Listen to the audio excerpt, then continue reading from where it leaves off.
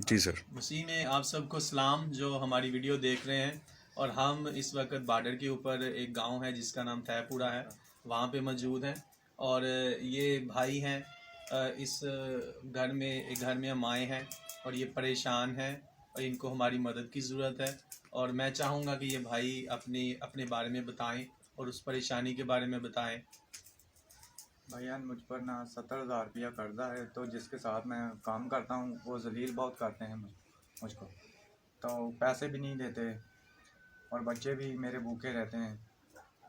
आप काम किनके साथ करते हैं? काम इस तरह गाँव के चौधरी हैं वो, तो उनके साथ काम करता हूँ। तो क्या काम करते हैं? काम यही उनके भैंसों को चारा घेरता हूँ। कितनी भैंसें हैं? भैंसें हैं 74।